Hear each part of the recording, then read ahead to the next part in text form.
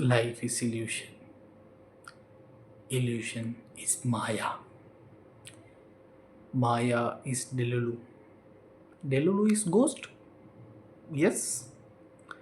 இப்போ நீங்கள் கெஸ் பண்ணியிருப்பீங்க, நான் சர்வம் மாயா பற்றி பேசுகிறேன். நான் சர்வம் தாளமயம் சொல்ல வந்தேன். ஓகே, சர்வம் மாயா. ஸோ இந்த படத்தை பற்றி தான் பேச போகிறோம். இந்த படத்தில் என் தானிய தலைவன் நிவின் பாலி நடிச்சிருக்காரு. ஸோ ஓகே, சர்வம் பாயா ரிவ்யூ பண்ணுறதுக்கு முன்னாடி ஓடியில் பார்த்துருப்பீங்க, இருந்தாலும் பாருங்கள். ஸோ ஏன்னா பார்க்கணும்ல, போடுறோம்ல.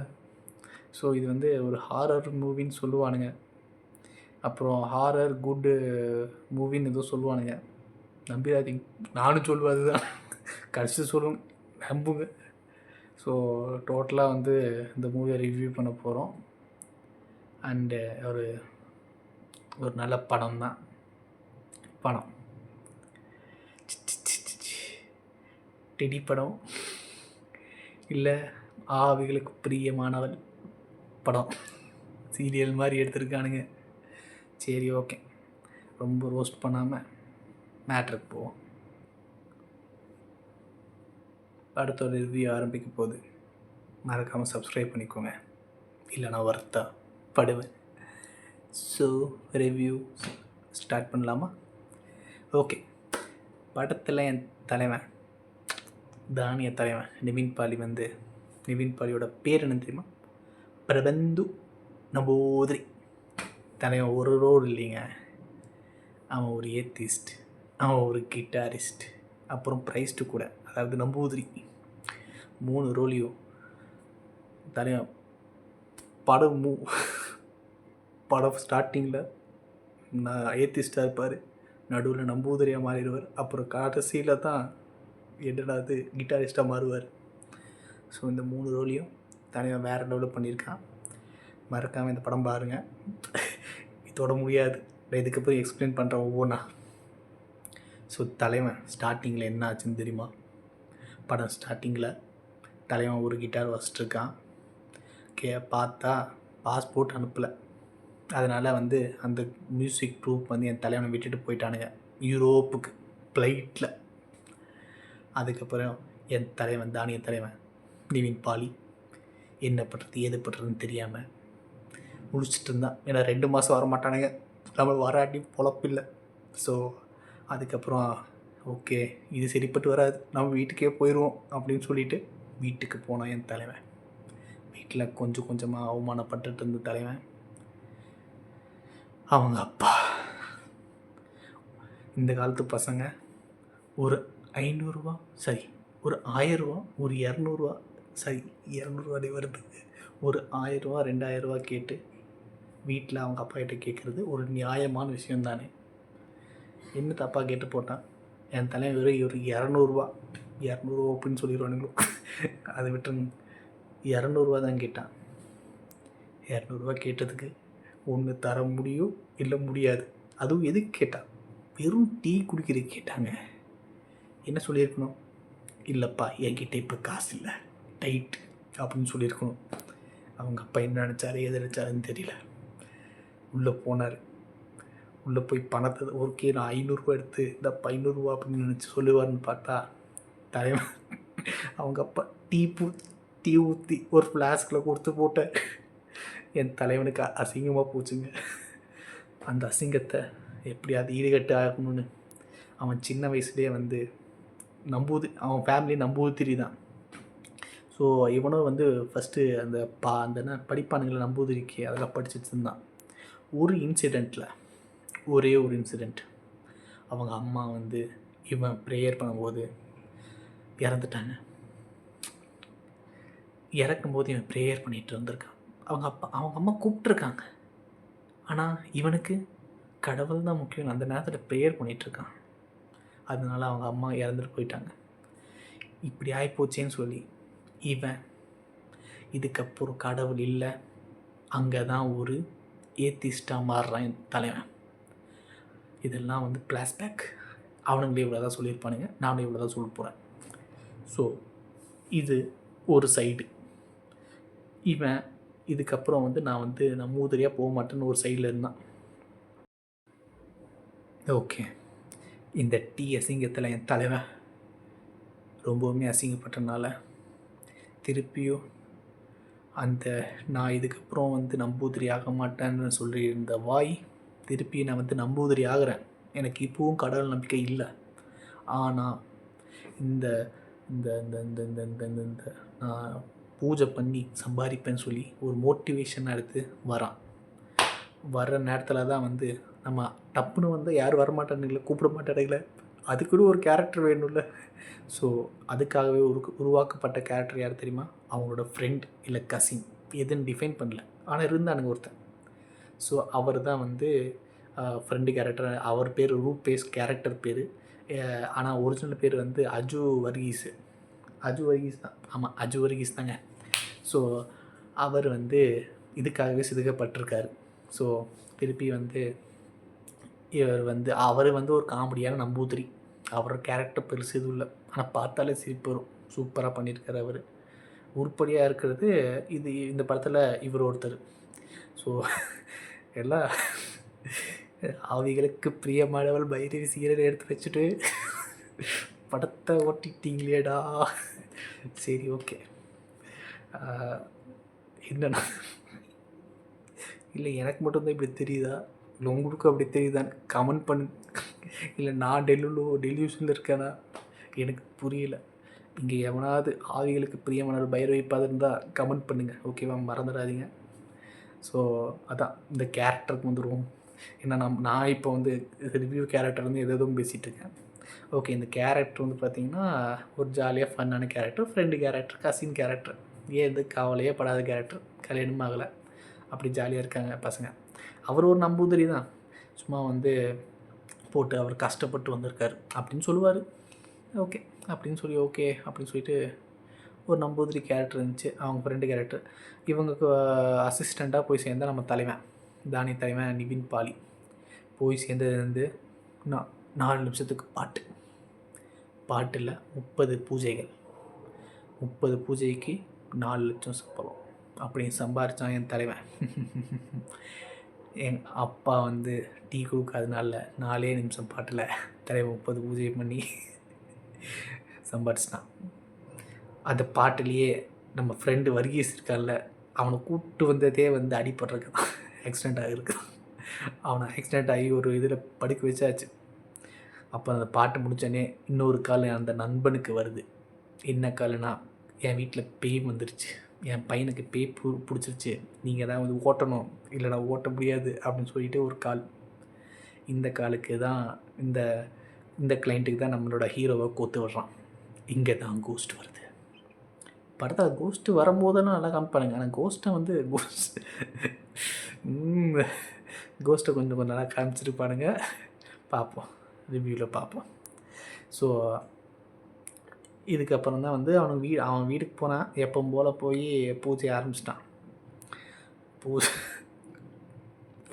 எனக்கு இவனுங்க ட்ரை பண்ண காமெடியை விட அந்த போன 2 நிமிஷத்தில் அந்த பையன் சரியாயிட்டான். படத்தில் பார்த்தா தெரியும், அவன் நடிப்பு தான். ஃபஸ்ட்டு அந்த பையன் பேய் பிடிச்ச மாதிரி இப்படியே கீழே பார்த்துட்டே இருப்பான். போய் 2 டைம் ஏதோ ஊதுவான், கையெல்லாம் துடைப்பான் டஸ்ட்டாக இருக்குன்னு. அவனுக்கு ரெடி ஆயிரும், அந்த பேய் பிடிச்ச பையனுக்கு ரெடி ஆயிரும். அவன் ரெடி ஆகிட்டு ஒரு ஆக்டிங் பண்ணுவான் பாருங்க, கிளிக்கின்னு சிரிக்கிற மாதிரி இருக்கும். ஸோ மறக்காமல் அந்த பையனை ஆக்டிங்காகவே பார்க்கலாம். அண்டு அது என்னென்னா, பேயை ஓட்ட போவானுங்க எல்லோரும். பட் என் தனி தலைவன் நிவின் பாலி பேயை வீட்டுக்கே கூட்டிகிட்டு வந்துடுவான். ஸோ பேய் இப்போ தான் வருது. தமிழ் சினிமாலேயே இவ்வளோ அழகான பேயை நான் பார்த்ததில்ல, நீங்களும் பார்த்துருக்க முடியாது, அவ்வளோ அழகு. அண்டு டோட்டலாக பார்த்திங்கன்னா பேய் போச்சு வீட்டுக்கு. எந்த மாதிரி பேய் அப்படின்னு நீங்கள் யோசிப்பீங்க. இந்த பேய் என்ன பண்ணுன்னா, இந்த பேயோட குணாதிசயங்கள் என்னென்னு ஃபஸ்ட்டு பார்த்துருவோம். அதுக்கப்புறம் இந்த பேயோட கேரக்டரைசேஷன் சொல்லுவோம். ஸோ இந்த பேயோட குணாதிசயங்கள் பார்த்திங்கன்னா, பேய் நைட்டில் ஃபோன் நோண்டும், இன்ஸ்டாகிராம் ரீல்ஸ் பார்க்கும், அப்புறம் ட்ரெஸ்ஸுகள் ஆர்டர் போடும். ஸோ இதுதான் பேயோட குணாதிசயம். காலையிலலாம் வர மாட்டாங்க, எனக்கு காலையில் ரீல்ஸ் பார்க்க மாட்டாங்களா தெரியல, நைட்டு மட்டும் தான் ரீல்ஸ் பார்ப்பானுங்க, ஏன்னு தெரியல. அப்படி ஒரு வியாதி அந்த பேய்க்கு. ஸோ அதை போய் நைட்டெலாம் பார்த்துட்டு என் தலைவனை வந்து பயமுறுத்திட்டு இருந்தாங்க. அப்புறம் ஒரு கட்டத்தில் இது இது சரிப்பட்டு வராதுன்னு நிறைய பூஜை பண்ணேன் தலைவன். அப்பவும் சரியாகலை. அப்புறம் நான் வந்து கிறிஸ்டியன் சொன்னதுக்கு அந்த பேய்க்கு போய் சிலுவையெல்லாம் தேடிட்டு இருந்தான். அது ஒரு நல்ல காமெடியாக தான் இருந்துச்சு. நான் நினச்சேன் இதுக்கப்புறம் செம காமெடியாக இருக்கும் போல் இருக்கு அப்படின்னு வர நினச்சிட்டு இருந்தேன். அதுக்கப்புறம் தான் வந்து ரியாலிட்டியே புரிஞ்சிக்க ஆரம்பிச்சிருச்சு. என்ன ஆச்சுன்னா, இந்த பேய்க்கு அவங்க வந்து எப்படி இறந்தாங்கன்னு ஞாபகம் இல்லை. சேம் ஆவிகளுக்கு பிரியவாளன் பைரவி கதையே தான். சரி விடுங்க, எப்படியோ பொழைச்சிட்டு போகிறானுங்க. ஸோ அந்த மாதிரி ஒரு கதை எழுதியிருக்காடுங்க. அந்த பேய்க்கு அவங்க எப்படி செத்தாங்கன்னு தெரியாது, அவங்களோட ஐடென்டிட்டி தெரியாது. ஸோ இந்த மாதிரி ஒரு கதை அந்த படம் ஃபுல்லாக அந்த பேயோட ஐடென்டிட்டியை தேடி தான் வந்து நம்மளோட ஹீரோ வந்து அலைவாங்க. ஹீரோ யார்? நிவின் பாலி, நம்பூதிரி. நான் மந்திரம் போட்டு கண்டுபிடிச்சோன்னு நினச்சேன். கடைசியில் ஃபுல்லு 2 மந்திரத்தை கண்டுபிடிக்க வேண்டிய விஷயத்த மைய வச்சு தேய்ச்சி வெத்தலையில் மைய வச்சு தேய்ச்சி கண்டுபிடிக்க வேண்டிய விஷயத்த ஊர் ஃபுல்லாக தேடியிருக்காரு, படம் ஃபுல்லாக தேடியிருக்காருங்க. ஸோ இது அந்த மாதிரி ஒரு காமெடியாக போச்சு படம். அதுக்கப்புறம் வந்து இந்த கோஸ்ட்டுக்கு ஜென்சி கோஸ்ட்னால் இப்படி தான் இருக்கும் போல் இருக்கு. நல்ல வைப்பு. இன்ஸ்டாகிராம் நோண்ட வேண்டியது, ஆர்டர் போட வேண்டியது ட்ரெஸ்ஸை, அதுவும் குர்த்தாவை கேட்டால் வந்து எந்த குர்த்தா போட்டேன்னு எனக்கு தெரியல. தலைவி நீயே இறந்துட்ட, இதுக்கப்புறம் எதுக்குப்பா ஒரு குர்த்தா? ஏதோ உண்டு அந்த கதையில் வந்து சிங்க் ஆகுதானா, பரவாயில்ல. அண்டு டோட்டலாக வந்து பேயை வந்து எவ்வளோ பியூட்டிஃபுல்லாக காமிக்க முடியுமோ, எவ்வளோ வந்து என்ன சொல்கிறது, ஜாலியாக ஒரு ஜோவியலாக ஜென்சிக்கு ஏற்ற மாதிரி. ஸோ அந்த மாதிரி காமிச்சிருந்தானுங்க. பேயெல்லாம் சூப்பராக தான் இருந்துச்சு. அண்டு ஒரு கட்டத்தில் என் தலைவன் மியூசிக்கு ரெக்கார்டிங்க்கு போயிருக்கான். கிட்டார் மும்பையிலேருந்து பெரிய பார்ட்டி போய் ரெக்கார்ட் பண்ணியிருக்கு. அவங்க முன்னாடி வாசித்து காமிக்கணும். நம்ம பசங்களாம் தெரியல, இன்டர்வியூவில் பேப்பர்னு சொல்லிடுவோம். அந்த மாதிரி என் தலைவன் அங்கே கஷ்டப்பட்ட உணர்ந்தது பார்த்து மனசு வலியில் இருந்துச்சு. அப்போ தான் வந்து பேய் வந்து சொல்கிறது, பேய் இல்லை அது டெல்லுலு. ஸோ டெல்லுலு வந்து சொல்கிறாங்க, நீ வந்து மியூசிக் அந்த பீட்டையே ஃபாலோ பண்ணுற. எல்லோரும் பீட்டை தானே ஃபாலோ பண்ணணும். இப்போ சரி ஓகே, அந்த மாதிரி ஃபாலோ பண்ண சொல்லி என் தலைவனை அப்போ செலக்ட் ஆக வச்சிட்டாங்க இந்த கோஸ்ட். அதுலேருந்து என் தலைவனும் கோஸ்ட்டும் திக் ஃப்ரெண்ட்ஸ். ஓகே, வெறும் ஃப்ரெண்ட்ஸ், கடைசியில் தான் லவ் வருது, அது பின்னாடி வர. ஸோ இந்த மாதிரி வந்து ஃப்ரெண்ட்ஸ் ஆகி போட்டாங்க. அப்புறம் ஒரு பாட்டு ஓடுது, ஃப்ரெண்ட்ஸ் ஆனதுக்கு ஒரு பாட்டு. அது நல்லா எல்லாமே வந்து தெரிஞ்சுக்கிறாங்க. 2 பேர் வந்து பேசிக்கிறாங்க, பழகிக்கிறாங்க. அது ஃப்ரெண்ட்ஷிப்பு அது. ஓகே, என்னடா இவனுக்கு 3 பேர் வச்சு படத்தை ஓட்டிடலான்னு நினச்சாங்க. ஆனால் பாட்டு முடித்தோடனே இந்த மியூசிக் குரூப்பு ஒன்று இவங்களை செலக்ட் பண்ணிச்சில, எங்கள் மும்பையிலேருந்து. நீ மும்பைக்கு வரணும்னு வந்து அவங்க கூப்பிட்றானுங்க. ஃப்ளைட் ஏறும்போது யார் இருக்கான்னு பார்த்தீங்கன்னா நம்ம பிரியா வாரியர் இருக்காங்க. ஸோ தலைவி எதுக்கு வந்தால் எது இருந்தாலும் தெரியலை. ஆனால் ஒரு பேசஞ்சராக தான் எனக்கு தெரிஞ்சு ஒரு பேசஞ்சராக வந்திருப்பாங்க அவங்க. அதுலேருந்து ஒரு 2 நிமிஷம் நடித்து கொடுத்துட்டு போமான்னு சொல்லி நடிக்க வச்சுருப்பாங்க இவங்க. அவன் ஆனால் அந்த 2 நிமிஷம் அவன் வந்த ஒரு 2-3 நிமிஷமோ 2 நிமிஷம் தான், இல்லை 1 நிமிஷங்க. 1 நிமிஷத்தில் நல்லா குபீர்னு சிரிக்க வச்சாங்க. நல்லா இருந்துச்சு. அது கொஞ்சம் ஒரு மாதிரி இன்னோவேட்டிவாக தான் இருந்துச்சு. சூப்பர். ஆனால் அதுக்குன்னு பிரியா வாரியரே கூட்டி ஓட்டுவீங்களா நீங்கள்? பிரியா வாரியர் அவ்வளோ வேலை இல்லாமல் இருக்கீங்களா? எனக்கு ஒன்றும் புரியல. சரி ஓகே, அது ஒரு பக்கம். பிரியா வாரியர் வந்து அவங்களால என்ன முடியுமோ அதை செஞ்சு கொடுத்துட்டு போயிட்டாங்க. Neat and simple and decent. Priya வாரியர்டா. அதுக்கப்புறம் தான் வந்தாங்க பிரீத்தி முகுந்தன். இவங்க தான் ஹீரோயின். நான் நினச்சேன் கோஸ்ட்டு தான் ஹீரோயின். கடைசியில் இந்த டெடி படம் மாதிரி ஆயிரும். என்ன நினச்சேன், இந்த மாதிரி ஐசியூவில் இருப்பாங்க, ஆவி மட்டும் உலாவிட்டுருக்கோம். அந்த டெடி மூலியம் உலாவிட்டு வந்துச்சு. அந்த மாதிரி இப்படி உலாவிட்டுருக்கோம். கடைசியில் இவங்க 2 பேர் தான் சேருவாங்கன்னு நினச்சி போட்டேன். அங்கேயே என்னை டிசப்பாயின்மெண்ட் பண்ணிட்டார் இயக்குனர் பேர் அகில் சத்யன். 3வது படம் இது. பரவாயில்ல, நல்லா இருந்துச்சு. நல்லா இருக்குங்க, நம்பி பாருங்க. சூப்பராக தான் இருக்குது. ஒரு ஒரு நல்ல ஒரு டைம் வாட்சபிள் மூவியாக தான் இருக்குது. நம்ம ஹீரோயினுக்கு வருவோம். ஹீரோயின் ஆல்ரெடி ஹீரோயின் பிரேக்கப்பில் இருக்காங்க. பிரேக்கப்பில் உச்சத்தில் இருக்காங்க. அன்றைக்கி நைட்டு தான் பிரேக்கப் ஆகிருக்கு. தலைவன் பாவ்பாஜி வாங்கி வந்திருக்காங்க. பாவ்பாஜி இவங்க 2 பேர் வந்து அந்த மியூசிக் ட்ரூப்பில் இருக்க மியூசிக் கம்போசர் ஒருத்தங்க, இவன் வந்து கிட்டாரிஸ்ட்டாக. இவங்க 2 பேர் கனெக்ஷன் கொடுத்துட்டு போயிட்டாங்க. அந்த ஆஃபீஸர்ஸ்னால் மியூசிக் அந்த கம்போஸ் பண்ணுறவங்களாம் போயிட்டான். அப்புறம் இவங்க 2 பேர் வந்து ஒரு பாவ்பாஜி கடையில் வந்து மசால் அதெல்லாம் போட்டு உட்காந்துருக்காங்க, சாப்பிட உட்காந்துருக்காங்க. அப்போ வந்து புத்துன்னு அழுகுறாங்க நம்ம ஹீரோயின். லவ் ஃபெயிலியர்ப்பா. அந்த நேரத்தில் என் தலைவன் தானியத்தில் ஒரு காமெடி போட்டாமல் பாருங்க, நீங்கள் பன்னு சாம்பார் சாப்பிடுங்க எல்லாம் சரியாக போயிடும் அப்படின்னு குபீர்னு சிரிப்பு வந்துடுச்சு. எனக்கே வந்துச்சுன்னா ஹீரோயினுக்கு வந்து தானே ஆகணும். ஸோ அந்த ஒரு காமெடி நல்லா இருந்துச்சு. அப்புறம் அந்த இதுலேருந்து என்ன ஆச்சுன்னா, இந்த சாக்கு இப்போ தான் இவங்களுக்கு பிரேக்கப் ஆகிருக்கு. அதனால் என் தேவை ஹீரோ நிவின் பாலி இதை விட்டு வேறு சாக்கே கிடைக்காது, நம்மளுக்கு வயசாகிட்டே போகுது, அதனால் ஒரு லவ் ட்ராக் போடுவோம்னு அங்கே ஒரு லவ் ட்ராக் போட்டாங்க. கடைசியில் வந்து அந்த லவ் ட்ராக்குக்கு இந்த கோஸ்ட் டெல்லியில் இருக்காங்களே அவங்க தான் மாமா வேலை பார்த்தது. பட் கடைசியில் டெல்லியிலவே வந்து நம்ம ஹீரோவை லவ் பண்ணியிருக்காங்க. இது எங்கே போய் சொல்கிறது, ரொம்ப ரொம்ப கன்ஃபியூசிங்காக இருக்குது. இதெல்லாம் வந்து இப்போ புரியும். அது இன்னொரு 50 வருஷம் கழிச்சு பார்த்தீங்கன்னா, அட வாட் அ ஸ்கிரிப்ட் அப்படின்னு புரியும். ஏன்னா இப்போவே 150 கோடி ஓடி இருக்குது. டே இதெல்லாம் 1000 கோடி போய் படம்டா அப்படின்னு சொல்லுவானுங்க. ஸோ அப்படி ஒரு கதை. ஓகே, அதுதான் அந்த பிரேக்கப்பான சாக்கில் ஆறுதலாக பேசி நம்ம ஹீரோயினை பிக்கப் பண்ணிட்டாங்க. அண்டு லாஸ்ட்டாக வந்து அதுதான் ஹீரோயின் கூட எப்போ வந்து நம்ம நிவின் பாலியும் இந்த பிரீத்தி முகுந்தன் ஃபஸ்ட்டு இந்த ஹீரோயினும் வந்து பேசிகிட்டு இருக்கும்போது நம்ம கோஸ்ட்டுக்கு பொறாமல் வந்துருச்சு. அப்போ தான் யோசிக்கிறாங்க கோஸ்ட், அட நான் இவனை லவ் பண்ணியிருக்கேன் போட்டிருக்கு அப்படின்னு சொல்லி ப்ரொப்போஸே பண்ணிட்டாங்க நம்ம நிவின் பாலிக்கிட்ட. அவன் தலைவன், டீ நான் உடைய ஃபீலே பண்ண முடியாதுங்க அப்படின்னு சொல்லி அதோட டைலாக் போயிட்டு இருந்துச்சு.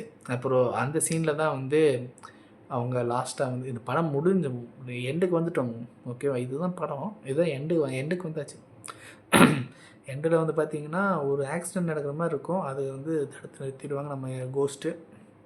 ஸோ அப்போ வந்து எல்லாமே கோஸ்ட்டுக்கு ஞாபகம் வந்துட்டு எப்படி செத்தாங்க எது செத்தாங்கன்னு. கடைசியில் கொஞ்சம் சென்டிமெண்ட்டாக முடிச்சிருக்காங்க, அப்ரிஷியேட்டபிள். அண்டு இது கலாய்க்கிறதுக்காக இல்லை, பட் என்னென்னா ஓரளவுக்கு படம் வந்து கலாய்க்கிற மாதிரி தான் இருக்குது. பட் இதே வந்து பெரிய சக்ஸஸ்ஸு.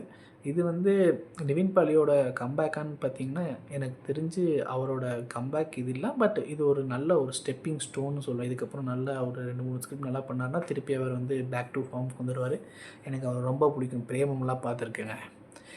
பிரேமம்லாம் தமிழ் டப்பு கூட இல்லை, எனக்கு மலையாளம் தெரியாது, அப்படியே பார்த்துடுவேன். உங்களுக்கு யாருக்கு இதெல்லாம் இப்படி யார் மலையாளம் தெரியாமல் பார்த்தவங்களாம் வந்து நம்ம கமெண்ட் பாக்ஸில் கமெண்ட் பண்ணுங்கள். ஸோ அந்த மாதிரிலாம் நம்ம நிவின் பாலிக்கு எனக்கு ரொம்ப பிடிக்கும் நிவின் பாலியை. ஸோ அந்த விதத்தில் இந்த படம் ஓகே. இது வந்து எப்படி சொல்லலான்னா, இது என்ன வகையான படம்னு சொல்லலான்னா, feel good horror movie. Feel good horror மூவிங்க, மறக்காமல் பாருங்கள். ஒரு ஏதாவது உங்களுக்கு வேலை இல்லைன்னா இந்த படத்தை வந்து நீங்கள் வந்து பார்த்து ஜாலியாக சிரிச்சுக்கோங்க. அண்டு நம்ம மறக்காமல் ரிவ்யூ பாருங்கள். அந்த படத்தை விட கொஞ்சம் நல்லாவே பண்ணியிருப்பேன்னு நினைக்கிறேன். மறக்காமல் வந்து சப்ஸ்கிரைப் பண்ணுங்க அவங்க. அண்டு நம்மளோட ரிவ்யூ மறக்காமல் பார்த்துருங்க. தேங்க்யூ, வணக்கம்.